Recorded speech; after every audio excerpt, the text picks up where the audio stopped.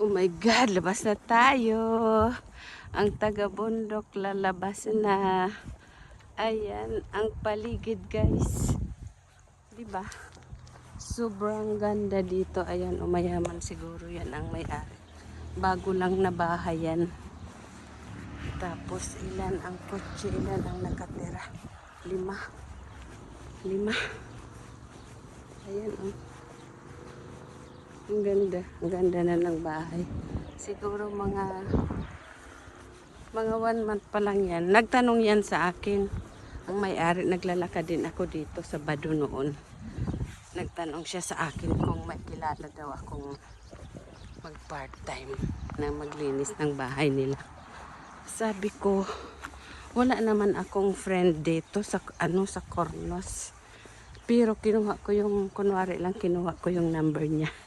Tapos sabi ko, bibigay ko yung number mo pag may makita akong available na mag part-time. Ayan guys, grabe ang ganda ng oh. Ang ganda ng langit, malinaw.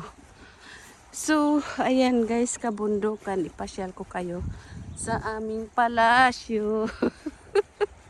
Diba guys? Oh, ang ganda talaga dito sa village. Ang ganda na, ang linaw talaga pag guys, pag iPhone ang camera. Ang ganda, gusto ko talaga sa kabundukan. Tingnan mo, may flowers. Yan, ang ganda. Tapos yung bahay ng amo ko yun sa taas. Ayun, di ba? Ang layo. Tapos doon ako mag-aabang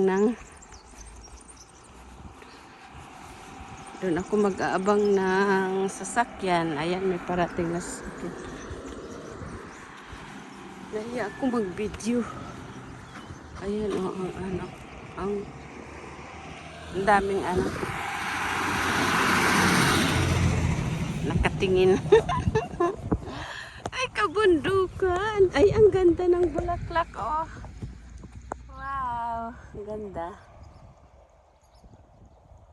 Diba? Sobrang ganda. Ayan. Lalakad na ako kasi baka maiwan ako ng bus. Grabe guys, ang lamig.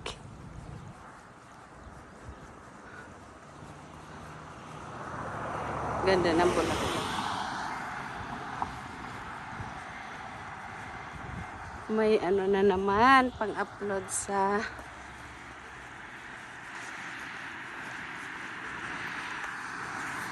YouTube. Ang ganda ng paligid.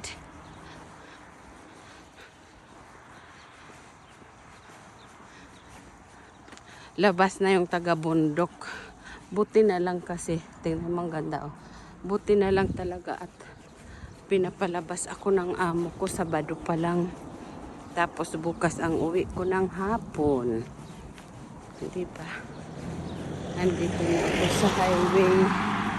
Konti lang yung, maganda dito kasi konti lang yung sasakyan na dumadaan.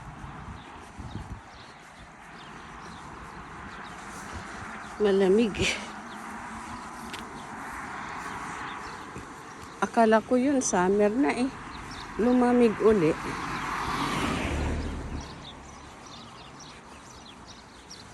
Ganyan ang bahay dito sa Cyprus. Ano lang siya, flat lang siya.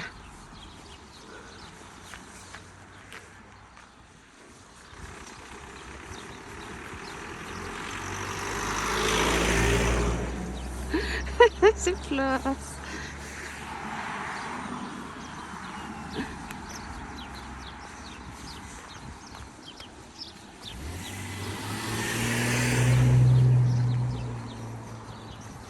Hindi pa pala ako nakaready ng